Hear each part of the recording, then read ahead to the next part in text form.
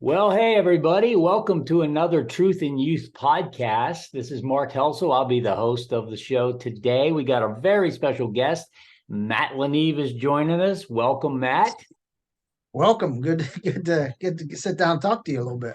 It really is. And I know you're a little embarrassed by my title of this podcast, The King of All Dads, but I got for the listeners. I know you probably wouldn't have chosen that, but No, that probably would have been far down my list. yeah, so just for the record, everybody listening, Matt did not choose it. I chose it, but I'm the host, so I get to choose the title, right? So Right. why did I call you the king of all dads? So I need the listeners to understand who you are and what our background is. So I'm going to give them a little brief background, and then we're going to get into some really, really good stuff for guys that are out there and women coaching their sons or their daughters. That's not an easy thing to do. As a parent, just going through the whole youth travel experience, that's a really hard thing to do. And one of the reasons I couldn't wait to have this podcast is because we're going to talk about both of those today. You coaching your sons and being a dad to your sons. So but let me give the backdrop here. Matt and I basically started almost the same time in travel baseball, way back when his son Zach was the same age as my son, essentially Christian. And so we literally got started, I don't know, maybe 16, 17 years ago. That's how much time has elapsed since then. And I was thinking about this, Matt. There's probably nobody on the face of the earth that I've had more conversation about the travel experience and travel baseball than with you. I mean, if you think Yeah, about for sure. the hours and hours and hours and all the fun times that we had coaching, just awesome memories, but not just memories. I mean, you and I probably didn't realize it at the time, but what we were doing, really could help a lot of other people. We didn't have all the answers when we started off, but I would say over the years we learned an awful lot. So I'm gonna really pick your brain today and talk about some things that we think can help other people. That's the whole point of this podcast.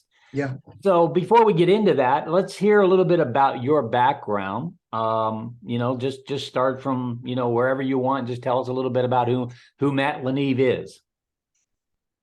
Yeah, boring, right? Not at all. No, from a baseball background, I don't have any spectacular things to talk about. I played growing up, played into college a little bit, small school. Realized pretty quick that I wasn't smart enough to do what I wanted to do and play. So I stopped playing. There was a period there where I thought that, I would definitely be a Major League Baseball player. We But all thought that. yeah. But, reality sets in pretty quick. And I was at least smart enough to realize I wasn't smart enough to do both. So, I went to, ended up going to dental school, and started to practice and started having kids right away. Married my high school sweetheart, and 5 kids later, lots of life stories and everything. But along the way, we started the whole baseball. I always was a passionate baseball fan, so it was pretty natural that my kids saw that and picked it up, and went from there. So I'm going to embarrass you throughout this conversation, just because I know how humble you are. Well, you've done that a lot in my life, so. Well, we're not going to stop now, I can assure you. Right. So I watched you over the course of 4 boys coming through our program. And when I say I watched you, I was with you. I observed you. I learned from you.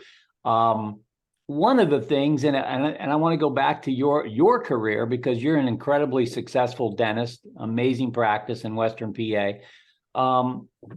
I watched an attention to detail, a level of excellence that you have for yourself and that you have for your boys. And I would say your boys have for themselves. and I don't mean to exclude Allie in this. I didn't have the pleasure of coaching her, but when I was coaching, with your boys and you, I was always impressed with your level of excellence. Can you let's start there, because I think that's a differential maker for a lot of people. Where did that come from? Well, I think we as a family have always talked about, what are you passionate about? And whatever you're passionate about, give it your all. Whether that was sports or anything, academics or working job, whatever, just give it everything that you have. And if you do that, then good things will happen. I'm not saying, like, I never talked to any of my kids about, when they were playing at an early age, oh, you're going to be a Division I player, you're going to be a Major League Baseball player. Just talking about sports baseball. But we did talk about working at a level that you can exceed the absolute best that you can get out of yourself. And if it doesn't happen, let's say that your goal was, or their goal was, I want to play at the highest level Division I baseball. My answer to that always was, well, then go work at it that hard. Because if you don't, if some reason it doesn't happen, you get hurt or whatever, you'll be able to take that effort and work and put it towards something else. Well, one of the things I noticed is you had an amazing relationship with your kids coming through this whole process. Now, I will say you were the hardest worker with not just your kids, but all kids. Like you would spend hours and hours and hours before practice, after practice, before games, after games. But especially I saw you with your kids, but they wanted to do it. Right. So I saw them having that level of excellence. And I think a lot of parents struggle with that, because sometimes maybe the kids don't want it as much as the parents want it. So did you ever get close to that? Or you wanted it more than they did? No. No. I saw that so many times in my life. Mhm. And I also saw how that made for a very bad relationship with parents and their kids and their sons. You can't. If you want it more than them, they're never going to get it. Mhm. It's just not going to happen. And along the way, you kill the most important thing, the dad portion of it. You have the dad coach, right? Right. And don't get me wrong, for the majority of people, I don't think they should do it. I mean, I struggled You mean with that. coach their own son? Absolutely. I struggled with it all the time. Every year I questioned myself, should I coach again? Should I coach again? Wow. I can tell you, I never knew you struggle with it, because I never saw a struggle. So let's talk about this for a second. Daddy ball. Yeah. This term daddy ball. I mean, I have my own definition of that, but you were a dad coach. I honestly Right. can tell you, I've never, in all the years that I worked with you, I never heard anybody accuse you of daddy ball. But what is your version of daddy ball? Like, if you had to have a definition of it.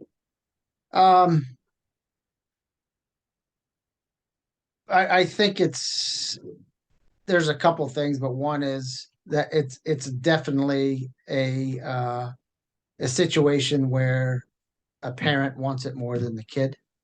Okay. Mhm. So they're going to do everything they can to give the kid, their son, a son, daughter, a chance to put them in a better situation, right? Maybe they really shouldn't be starting, but they're going to start. Maybe they really shouldn't be the shortstop, but they're going to be the shortstop. And well, we've seen that, right? It's terrible. It's the worst thing for a parent and the kid. Okay. So for me, when I decided that I would start coaching at that kind of level, for me it was, I I had to separate that. When I was on the field, I was a coach, and when I was off the field, I was not a coach. Now, did you actually ever say those words to your kids? Hey, when we're on the field, I'm your coach. Did you have to say it, or was it sort of understood? I don't know if I probably did. I can't Mm. remember that. Yeah. I can't say that it was something that I had to beat into them. I think it was obvious, Yeah. or I wouldn't have done it. I Right. just, I made sure that I treated them the same way as everybody else. And there's two ways you do that, right? There's one way to be a daddy ball coach where you are giving them every advantage. And then there's the other way where you go the other opposite way, where you think, oh, well, I can beat my kid up because he can take it. I don't do it to anybody else, but we've Boy, seen that, right? we've seen that. It's Oh, ugly. it It's is. so It's awkward to be in the dugout with a guy that either one of those, he's just giving his son every possible advantage, hitting him in the third spot, putting him at shortstop. That's brutal. And then you got the other dad that is just all over his son constantly. yeah. Yeah. And when we say the balance, that there's a balance with that, that you mastered. I watched it. And again,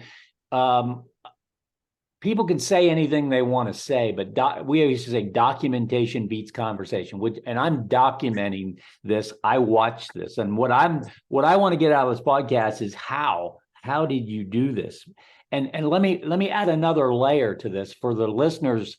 Matt had 4 sons come through the program, 4 sons, and we're going to talk about each one now, Matt, a little bit, if you don't mind, getting a little personal. But not everybody's the same. I mean, I had 2 sons Yeah. come through our program, and they were polar opposites. But Yeah. you had Yeah. 4.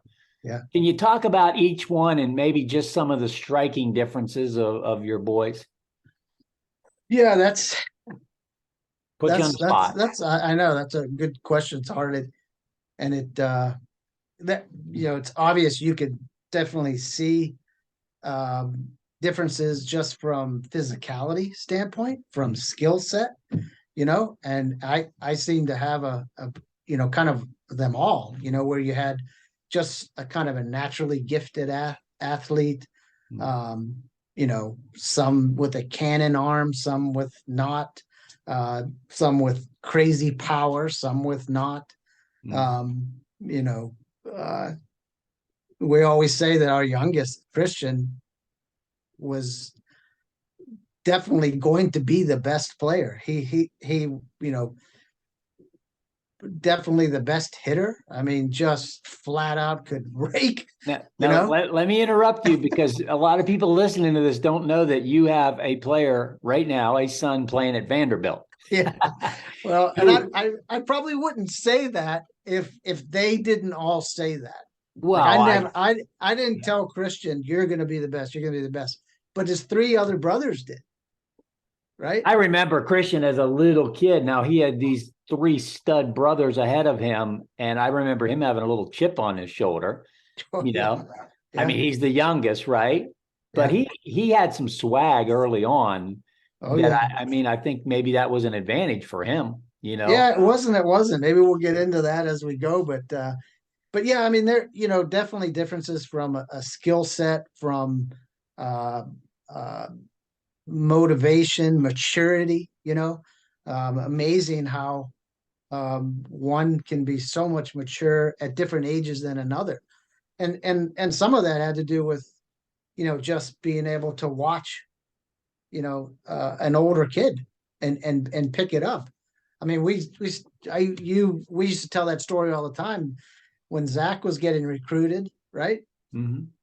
He was a kid who he didn't really love all that attention and talking to the coaches, but 2 kids down the way, Troy, right?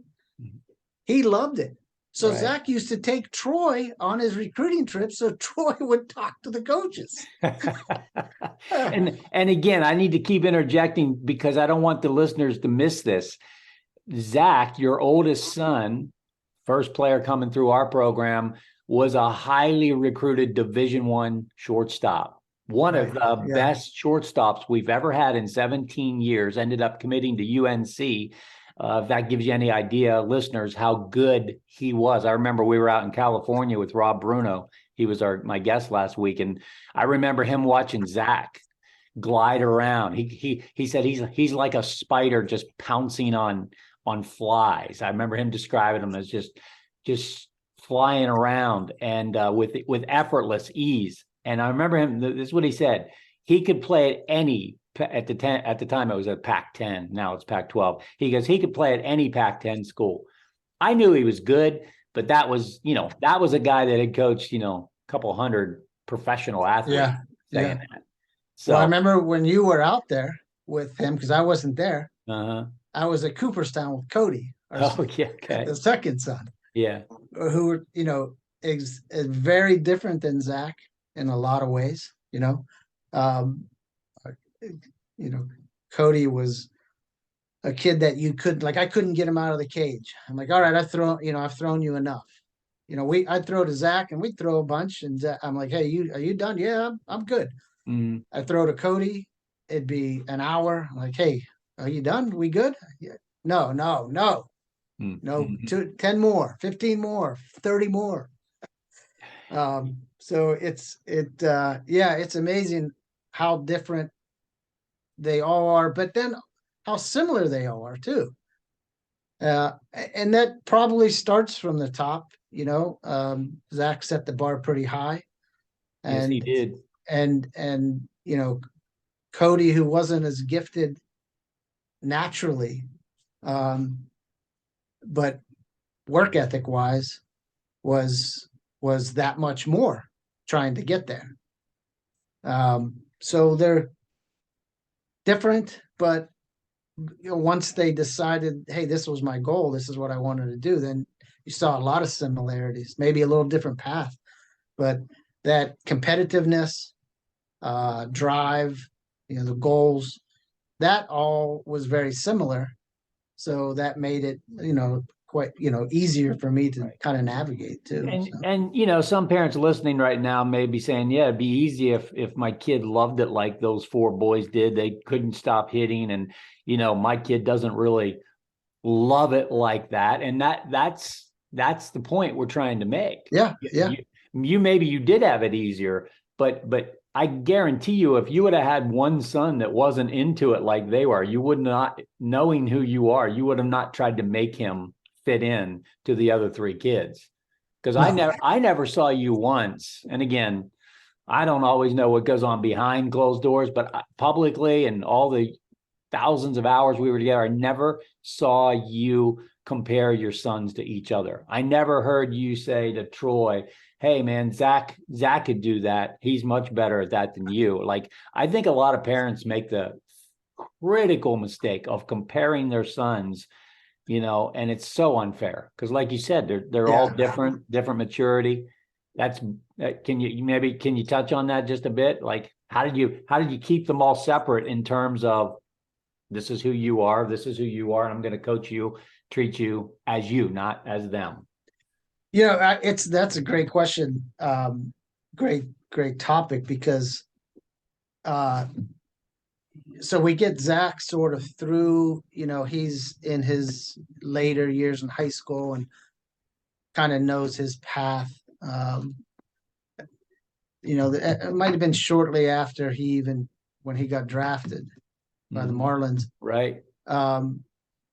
Talking to Cody, and at that up to this stage, I didn't think Cody had found his identity yet. It was more of trying to be your older brother. And you know what that's like from Zach and Christian. That happens. There's nothing you can do about that. No, siblings are going to be siblings in that way. That's right. Yeah. But until there is a period when they decide or they figure out who they are or who they're going to be. And once that happens, things change. Things change for them quite a bit. I would tell Cody all the time, you're never going to be Zach. You're not going to be him. Who you have to be who you're going to be. Troy, he was never going to be Zach or Cody, right? Zach or Cody, really good middle infielders. which is funny because Troy in high school ends up being a middle infielder. Right, right. And Biggest middle infielder in the country. exactly, exactly. And his senior year, it was good too because the coach said, "Hey, you know, you had a great year defensively. I'm pretty sure you only had one error all year, and that ties like our team. Years ago, there was a kid who had one error, and he made it on the last day, the last game, and that was your brother Cody." Wow. Wasn't Zach? Zach had tons of errors. Yeah, and gets drafted by the Marlins. So. Yeah. No, but So, yeah, they once they started to figure out, oh, I don't have to be him, right, or this is who I am, and I have things that he didn't have, right. then they really start to go on their own a lot more. And that was, you know, Zach, Cody, and even Christian, they kind of had that middle infielder type vibe, lanky, thin, early on, had to, where Troy was completely different than that, Right, right. Um, he was much more of a power hitter type guy and things like that. So, Right. but just finding their own way. So I want to tie in something with this. They have to find their own way. And by the way, another observation, not sure how you pulled this off, but those kids loved each other. Your whole family loves each other. Those kids were, I'm sure there was competitiveness. They are competitors, but there was never, and they never took it too far where they were adversaries. They were always the LaNeve boys. They were together. Is there anything, because I know parents struggle with this, some of their kids don't get along very well. Is there anything that you can attribute that to, of how your kids got along so well? I don't know. That's an honest answer. I get it. I don't know. Other than they, they're, you said about competition. Well, geez, I didn't realize how much.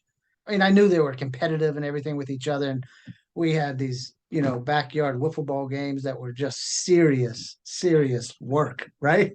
But it was always fun. They never, they didn't get in each other's face. But you see someone like diving on a driveway, an all-out Superman dive for a wiffle ball. I'm like, what is wrong with you guys? But hurt sounded. It sounds like it would hurt. But they played a lot of basketball, right, in our driveway, and we're no one's really great basketball player. Well, I never found out till years later when some of their friends would come over, not like now, and they talk about, yeah, we would never get in between your kids playing basketball. It was the most brutal event ever. And I'm like, what are you talking about? You played basketball. He said, yeah, you guys would kill each other. But well, they fun though. In a good fun way. But they grew up together. We weren't in this a big neighborhood with lots of other kids, so they played a lot together. Well, that's another question I wanted to get to you, because a lot of parents, I mean, you had enormous amount of success with your boys, different levels and different ways of measuring success, but I would say all of them, a lot of success. But I never thought you were obsessed with this. I never heard you say, this is life. This is our life, baseball. It seems like you guys had things outside of baseball that kept you grounded. Can you touch on that? Yeah, we did. I mean, and I'll contribute that or give Dana a lot of credit for that, because, a lot of the early travel and stuff that we did, Dana, she didn't like it. She wasn't happy about it at all, Why is that? Because it was taken away from family time? That's exactly right. Yeah. Okay. And I always thought, oh, this is great. We'll all be together. Yeah. We'll all go together. And she's like, do you really think Allie wants to go to every game, and be on a weekend? And I'm like, yeah, you're right. But, so and that was early with Zach, right? Mhm. And we did try to not have so many kids traveling at once. So when Zach was done, I kind of focused on Cody. When Cody was done, we kind of focused on Troy. We sort of moved down the line that way. But it does separate. It does separate the family. And we tried to balance that out as much as we could, go see her, try to take trips together, do all that stuff. But um, it's a difficult thing, but we tried hard to not make baseball our life, even though it was our It life. consumed a lot of the time for It sure. And it did. I want to make an asterisk here. You had super talented, focused, dedicated kids that it made sense. In my opinion, it made sense for you to do a lot of the things you were doing. And I No, I remember, agree. yeah, Allie wasn't there, and it was good that Dana, I see these little sisters at these events, all weekend long with their brothers playing. And I know sometimes it's not possible for them not to be there, but that would be brutal for some family members to have to endure all that. But my point is really that it made sense for you to do it. This is a very controversial thing for me to say. Maybe you can, agree or disagree. There are a lot of people doing this, and it doesn't make sense. It doesn't make sense. Maybe their kids aren't into it nearly as much. Maybe it's draining the family financially for the dream of playing Division I baseball or pro baseball. Maybe the kid isn't that talented. Maybe the team that they're on isn't that good. They don't need to travel around the country and go get beat up in Georgia and go 0-7. It made sense for you to do it, but you saw a lot of that in travel baseball. Any comments or thoughts on how a parent could decide, does this even make sense? Well, I probably would get crucified by some of the organizations and some coaches. I don't believe kids have to do it at such an early age. I think it's great at an early age to play at a high competitive level. Okay. But I don't think that at 10 and 11 years old, 12 years old, that you have to be traveling all across the country to do that. We did a lot of our travel when they were at the ages where it made sense. We knew that, okay, we're going to go there and get seen. Yeah. Okay. So that's one, because at an early age, I don't think it's a great idea because you take away reps. I agree. I remember your boys all played local. It seemed like Cooperstown, the 12-year-old year, was sort of like the official kickoff of your boys traveling. Yeah, and I would even go. I wanted to give them Cooperstown because it was such a great experience, right? They all talk about that for everything they've done. Talk about Troy's like he ranks Cooperstown right up there with playing in the College World Series. I got the book right here behind me. Yeah. There's our Cooperstown That's book. It. Yep. There's you right here and me on the other. We're bookends. And we had a lot of talented kids on that. I didn't mean to interrupt you, but no, that's true. That's a treasure for me. And I just to let you know that, Troy played there, and you, if you remember, you really talked me into moving Troy up and keeping him playing on another team. Well, I wasn't even going to have him do anything else for probably another 2 years. I know. It kind of worked out though. But you did it again. Yeah. Well, but so getting back to that, as far as that travel, the other thing about that too is I told all my kids this too. I'll take you and we'll make the sacrifices to take away family time, to put financial resources, all that kind of stuff, to travel around and do this. But I will not do it. Not even I won't even think about doing it unless you are working at that same level. Like, if you want to be a Division I player and you want me to travel all around to do this, then you have to work at that level. And I don't care if you do; it's absolutely fine. If you just, if you want to just, play in high school and have a great high school career, and maybe, you play at a small school or whatever, then that's fine. We don't have to do all this stuff, and you can still have a wonderful time and experience. You don't, you don't have to go and try to shoot for this level. But as long as we were going to do that, they had to hold up their bargain. And that way I never had to push them to do that. It was almost like, I call it an upfront contract. Everybody kind of knew what the deal was. And for the parents listening, I hope you're taking notes on that, because we're really hitting on things. And we just talk about it, Matt, like it's just commonplace, like, everybody knows this stuff. In reality, if you break some of these things down, there are a lot of parents that don't have a contract with their kids. They've never had the conversation, honey, I'm going to do all this for you, but you're going to have to do all this for you too. And we're going to make sure that never is out of sync. Otherwise I'm out. I mean, I had that conversation with my two boys, and they knew it. That kind of ends the, if they're not motivated, okay, it's over. We're not going to keep doing something, spending all this money traveling when they're not even into it, Yeah, so absolutely. And that goes back to Mark, that goes back to how, do you want it worse than your kid wants it? Yeah. Do you want it more than your kid? Because if you do that, it never works out. And here's another golden nugget that was just in that, what you just said. I want to hit on it again. It's okay. You said these words. Yeah. It's okay if that's not what you want. How liberating for a 13, 14, 15-year-old kid that doesn't want to play in the big leagues, doesn't even care. My son Zach told me one time, he said, Dad, I don't even really care about playing Division I baseball. And I remember when he said that, there was a little bit in me that, because he was talented enough to do it.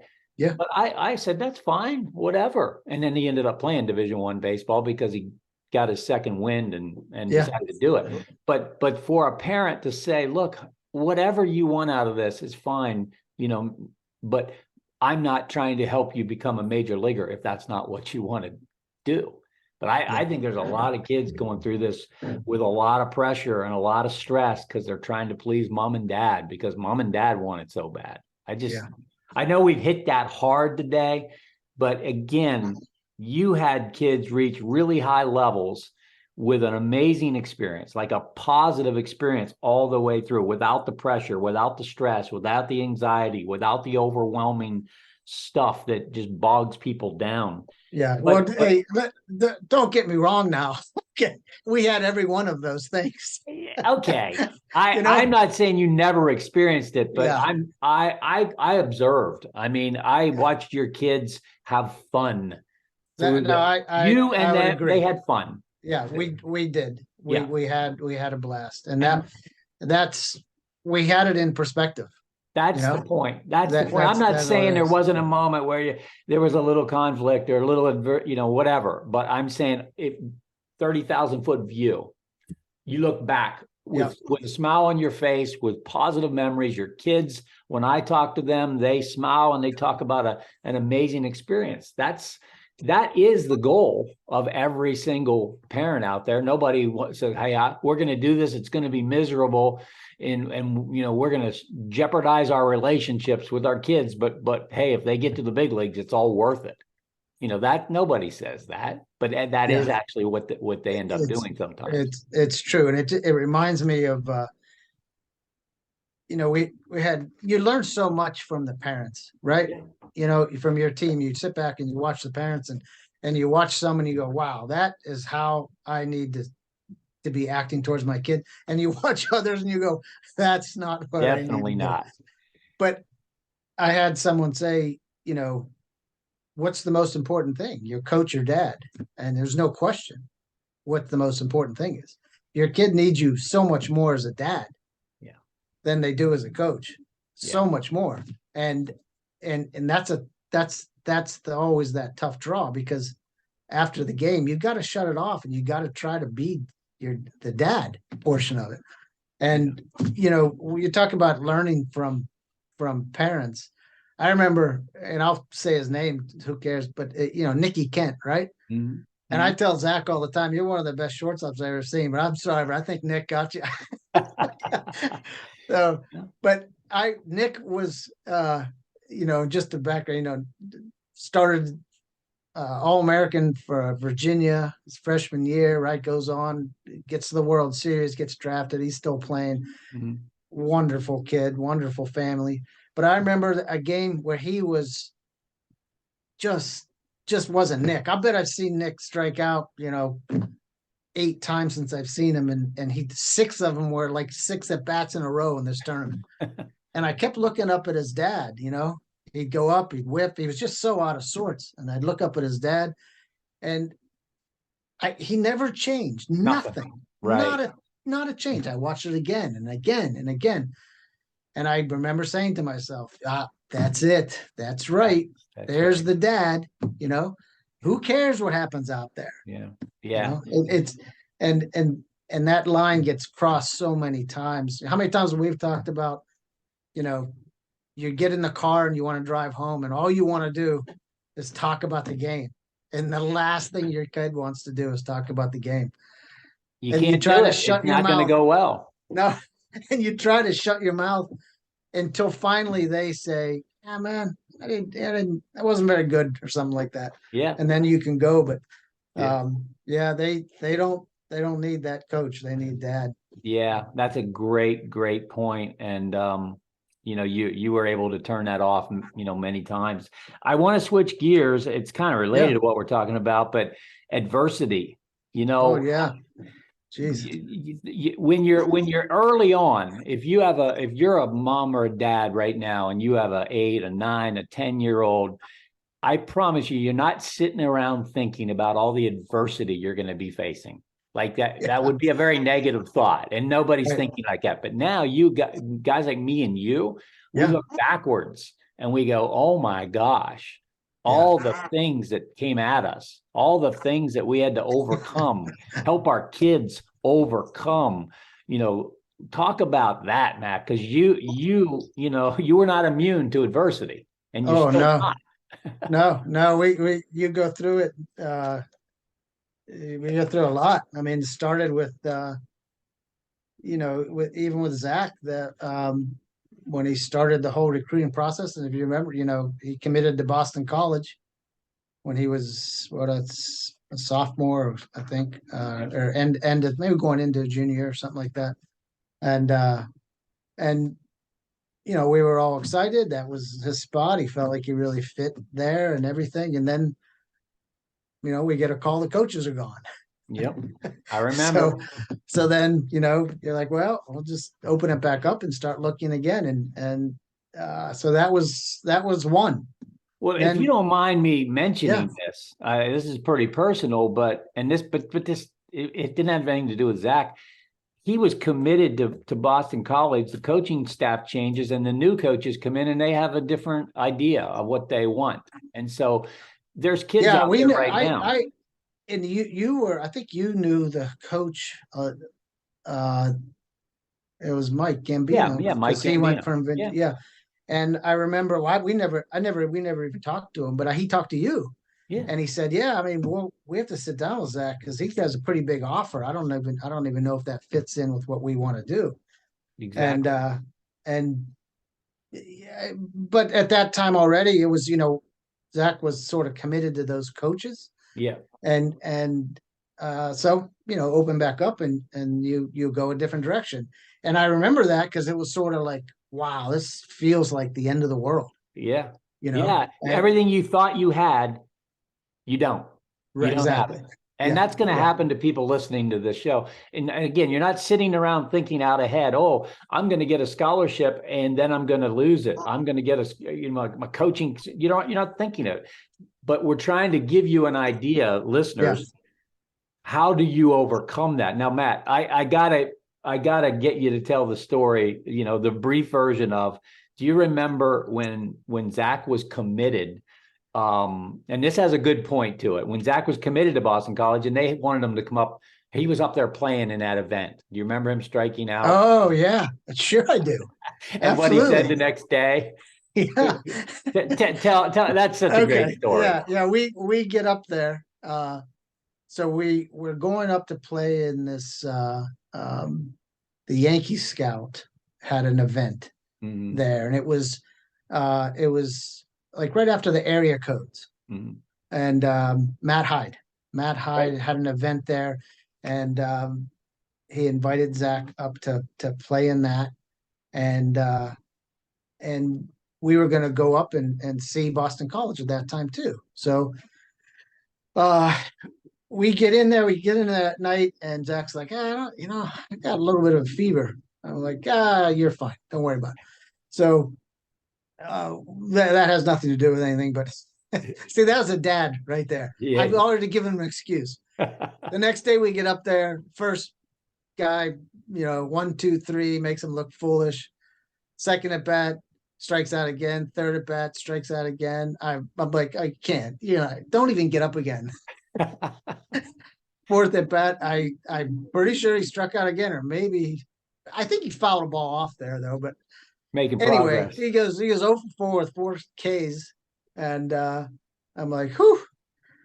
So I called, we have to call the Boston College coach, right? And I said to Zach, we're gonna have to give him a call. He's like, why? Like, there's no, I mean, why are we even gonna still go? Like, yeah, we'll go. So we call the coach, and he's like, yeah, come on, we're gonna show you around. We, see around the campus, beautiful campus.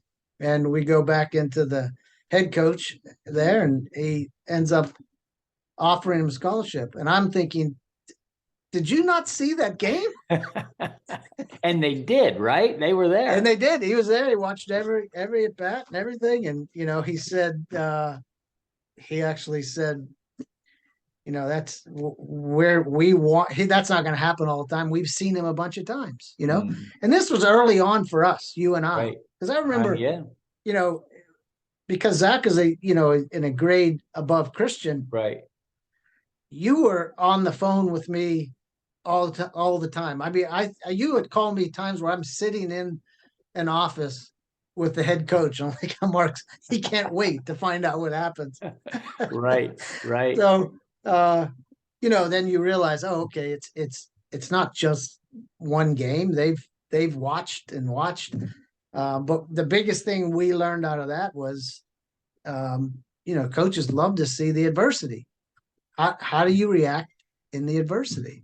It's a Exactly. big deal, and I didn't know that back then. I know that now. So And again, this is the essence of this podcast. We know it now. We didn't know it then. There are people that are young, early in their careers, and they might think if you strike out 4 times in front of a college coach, you have no shot. This is their belief. This is their, yeah, I call it head trash, right? They're yeah, yeah, thinking. So imagine a player thinking, if I strike out 4 times today when they're there, there's no way I'm getting a scholarship. Well, you would be a basket case, right? exactly. Yep. But It's how you handle that adversity. And exactly. we talked to Zach about that later on.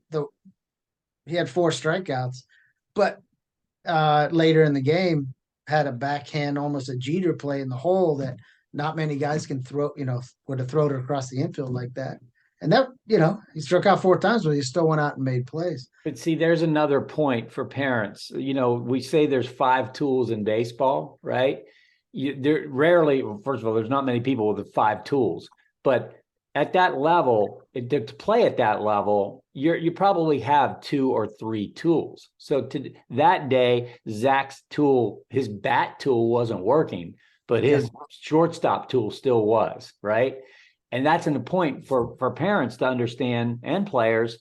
How many tools do you have? Like, what if I remember JJ Metajevic, he's playing in the big leagues now. Yeah. I used to say to him, JJ, you can't be a 1-tool player. You've got one of the best bats in the country, but that can't be the only thing. What if that bat isn't hot today? And to his credit, I remember him working really hard on other things, and he really changed his career because of that. Yeah.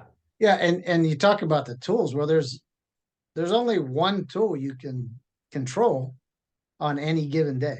That's it. Yeah. Yeah. So, and now, Mark, just like you said, we went through this and learned so much along the way. How many times do we have that college coach say, well, I want to see what he does when he fails. Exactly. That's what I want to see. I want to see. How about when you get in his face and yell at him? Huh? Do you remember that story? I sure do. That actually is. I should tell that story, JJ. I'll make it short, but since you brought it up, we're talking about managing adversity. A college coach literally said, "I want to see you get on that kid. I like him a lot. His tools are crazy, but I want to see what his character's like." And I said, "What do you want me to get on him?" He said, "I don't know, make something up." And JJ took a strike. No big deal. I go nuts on him right in front of the coach. JJ, what are you doing? Taking a strike right down the middle. I'm in his face. And he goes, okay, coach, I'll swing at the next pitch. And you know what? I looked over, it was Pete Hughes at Virginia Tech. I looked over and what's Pete do? He gives a thumbs up. Right. Yeah. So moms and dads, teach your sons, players, it's okay. Just roll with it. Watch the big leaguers. Other than occasionally smashing a cooler or something, they're pretty level headed. Yeah, but we get off the line of adversity, but I don't think just like you said, most people don't understand how much is coming, because probably everybody's going to go through something, 100%. And I mean, we had, Zach ends up going to UNC, gets pneumonia twice. You remember that? Gets behind, doesn't even finish classes, ends up going to a JUCO to try to catch back up, and that sends him on a whole different path. Cody's just starts to come into his own. You remember we had that, part of the organization, you had the workouts and you had all the parameters to see where you were. The combine. Right. Yeah. And he was on the middle of the bottom half. Yeah. And you had your speech at the end was, hey, you are where you are, to everybody. Now I'm going to put a line here with the top 10 players who are going to be the overall improvement. And we got in the car, and once again, I didn't say a word, I'm just waiting. And then finally I said, so how do you think your day was? And he goes, I'm going to tell you right now, I'm going to be in one of those guys. I remember that. Yep. And he was one. He was the most improved player. Yeah. His vertical was nuts, but he was just coming into his own and had a serious concussion and cost him more than a year. Then he comes out and hurts his arm and has labrum surgery. So he lost all of his recruiting time. And his senior year in high school, he said, he couldn't even throw. And he said, I just want to play. I just want to play in high school, play my last year. I'm going to go to second base. I can't even throw it across the diamond. And I'm just going to have try to have a positive year. And I won't be playing in college, So I got to stop you there, because that is, if you're a young parent and you're thinking my son never plays in college baseball, you're literally thinking that's the worst thing that could ever happen. Like some people, that's their worst case scenario, right? Yeah. Here's what I want everybody to hear. It happens to the vast majority of the players. I mean, less than 3% of high school players are going to play Division I baseball. Yeah. Now they can play D2, D3, but even that, I think it's like 7%. So 93% won't even play in college. Can you just touch on, give us an update on Cody, because life after baseball, there has to be a mentality like there's a great life after baseball. It can't be my life is over when baseball's over. Well, we used to say this all the time, and I still, because Troy's still playing, right? Yeah. I still say to Troy, your identity is not baseball. That's beautiful. That's not who you are. Yeah. Right. It's part of who you are. Yeah. And it can be a big part, but that can't be who you are. And for Cody, Cody was a high academic kid, right?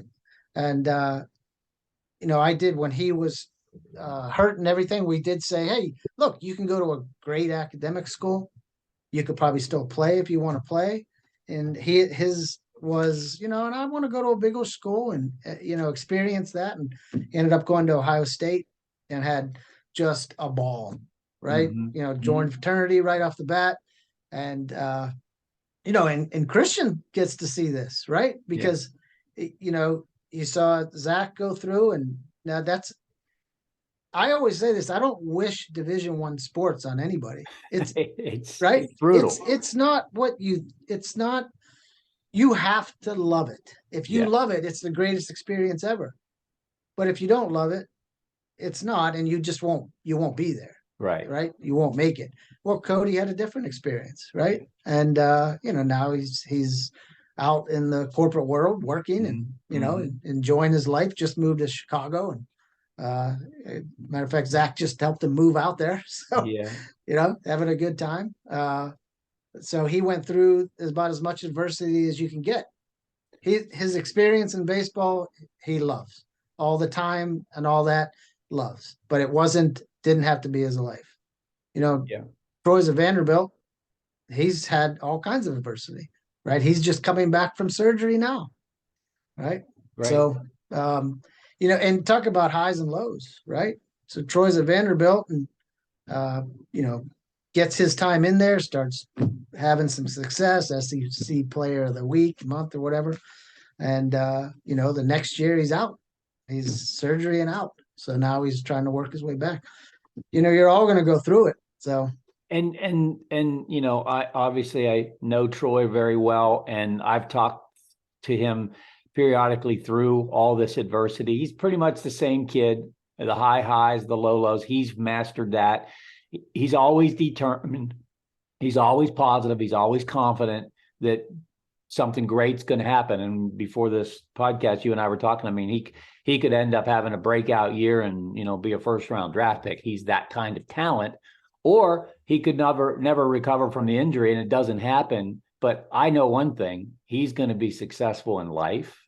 And that's what I'm not his dad, but that's as a mentor to these young kids. I always say, we're preparing you for life, because now whenever it's over, they're going to apply, I call it tenacity. They're going to apply that tenacity to something else, the tenacity to be an amazing, husband, to be an amazing dad, to be an amazing business owner, to be an amazing employee. All these things, if you embrace them, and Troy's a good example of, and all your sons are, but if they embrace them through the journey, they're going to be set up for life in such a great way. And Matt, we're winding down here. Unfortunately, as time goes by so fast, but I just want to say, I do believe you are the king of all dads. This podcast proves it to me, because we talked about a lot of the things that it's going to help people. And you've done an amazing job with your kids. I know you're very humble, which humility is a great attribute, but I do want to say, I don't know anybody more impressive going through this than you. So I'll give you the final word. I appreciate that. Really do. It's, it's like the duck on the water. Looks all calm on top and the legs are going crazy underneath. Right. Yeah. But no, it's been a great journey. I look back there on your right-hand side. No, one up. Yeah, that's a NorCal team. That's our NorCal team there. You and I are always the bookends. Oh no, here you are. You're right here. You can't see it, but yeah, that's 2010 perfect game. We made it to what did we make it to the final 8 there in the WWBA? Final 4, I think. Final 4. Okay. Yeah. We thought we were gonna just murder the team. We started off with a home run, 2 because they were about this tall, right? Yeah, and they literally beat the snot out of us, about 12-2. But no, it's just look, we've had great times, great memories along the way. If I could leave any advice at all, is just make sure you're let your kid want it as much as he's going to want it or not. We never even talked real quick, but Christian, who we all thought, or we all knew was probably going to be the best player, right? Yeah. He stopped playing in 9th grade. But he's pursuing his passion now, right? You know what? The guy, it was a great decision for him. When you have somebody who goes 3 for 4 and has the worst day of his life, maybe baseball's not for him. Yeah. But that was absolutely okay. Yeah. It's he doesn't, I don't think he regrets that decision at all. And right now, yeah, he's trying to make it go as a music career, and That's it's pretty fantastic. wild ride to watch. So I watched some of his stuff and he is talented and you can tell he loves it. So, again, pouring that passion into something other than baseball. It's some people think they can't even fathom that thought, but you and I know that is exactly what everybody's going to do. And even if you make it to the big leagues, your career ends, right? So it oh can't be yeah, the end all be all. Yeah. no, cannot. No. So, well, Matt, we'll wrap it up there. There's so many golden nuggets. Again, I just want to thank you and thank you for being a great mentor to, we talked a lot about your kids today, and I would be remiss if I didn't say this. You influence so many other kids. I mean, we didn't name drop today, but there's kids playing professional baseball that came up with you, and Yeah, you've been a mentor to those kids. that's been a lot of fun. In the College World Series when we were out there, Yeah. watching Vanderbilt, I'm looking around at 8 kids that 8 I kids coached. that you coached were in the World Yeah, Series. in the World Series. That was a lot of fun. A lot of fun to have. So I bet yeah, it it's was. been a joy. It's been an honor. Really, met some great people along the way and learned a lot. As we fought through it and didn't know anything, we always said, "Man, we got to help as many people as we can because we don't know much, but we're learning a lot along the way." No doubt. Well, you've been gracious with your time today with us. I greatly appreciate it. And, we'll have you back. We'll get another segment put together here and talk about something else because there's a lot of things we can talk about. Sure. Yeah. So yeah, that's for sure. So no, right, it's been Matt. fun. All right, All right, Matt. buddy. Thank you so much. Bye-bye. Good to see you. We'll see you. Thanks Bye-bye. everybody for listening. We brought you another podcast and we're going to keep the good podcast coming. Thank you very much for listening. Bye-bye.